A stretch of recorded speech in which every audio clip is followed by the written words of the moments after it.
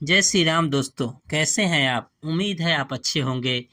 कल की कहानी में मैंने बताया था प्रभु श्री राम के कहने पर कैसे सुग्रीव बाली से युद्ध करते हैं और युद्ध के बाद प्रभु श्री राम बाली को मार गिराते हैं। उसके बाद की कहानी आज मैं लेके आया हूँ, कृपया ध्यान से सुनिएगा, आपको अच्छा लगेगा। बाली को पृथ्वी पर गिरते देख राम और लक्ष्मण उसके पास जाकर खड़े हो गए।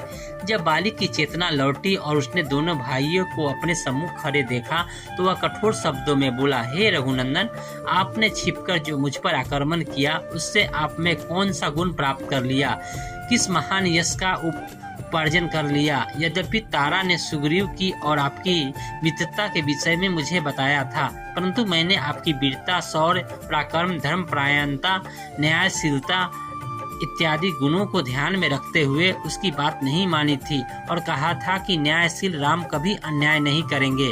आज मुझे ज्ञात हुआ कि आपकी मति मारी गई। आप दिखावे के लिए धर्म का चोला पहने हुए हैं, वास्तव में आप अधर्मी हैं। आप साधु पुरुष के बीच में एक पापी है। मेरा तो आपके साथ कोई बैर भी नहीं है, फिर आप में यह क्षत्रियों को लजाने वाला कार्य क्यों किया? आप नरेश है। राजा के गुण साम, दाम, दंड, भेद, दान, क्षमा, सत्य, धर्म और विक्रम होते हैं।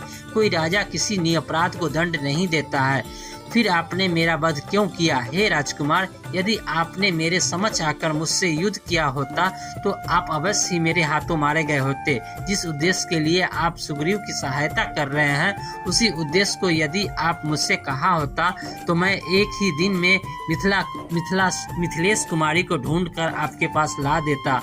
आपकी पत्नी का अपहरण करने वाला दुरात्मा राक्षस रावण के गले में रस्सी बांधकर आपके समक्ष प्रस्तुत कर देता। आपने अधर्म पूर्वक मेरा वध क्यों किया?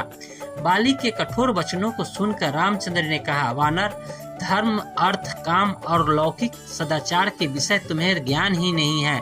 तुम अपने वानरोचित चपलता बस तुम व्यर्थ ही मुझ पर क्रोधित हो रहे हो। मैंने तुम्हारा वध अकारण या व्यक्तिगत वैरभाव के कारण से नहीं किया। सौम्य पर्वतों, वनों और काननों से युक्त संपूर्ण भूमंडल इक्ष्वाकु वंश के राजाओं की है। इस समय धर्मात्मा राजा भारत के इसी पृथ्वी का पालन कर रहे हैं। उनकी आज्ञा से हम संपूर्ण पृथ्वी में विचरण करते हुए धर्म के प्रचार के लिए साधुओं की रक्षा तथा दुष्टों का दमन कर रहे हैं। तुमने अपने जीवन में काम को ही प्रधानता दिया और रजोचित मार्ग पर स्थिर नहीं रहे। छोटा भाई, पुत्र और शिष्य तीनों पुत्र तुल्य होते हैं। तुमने इस धर्म आचरण को त्याग कर अपने छोटे भाई सुग्रीव की पत्नी को रूमा का हरण कर लिया, जो धर्म अनुसार तुम्हारी पुत्र वधू हुई। उत्तम कुल में उत्पन्न क्षत्रिय और राजा का प्रतिनिधि होने के कारण तुम्हारे इस महापाप का दंड देना मेरा कर्तव्य था।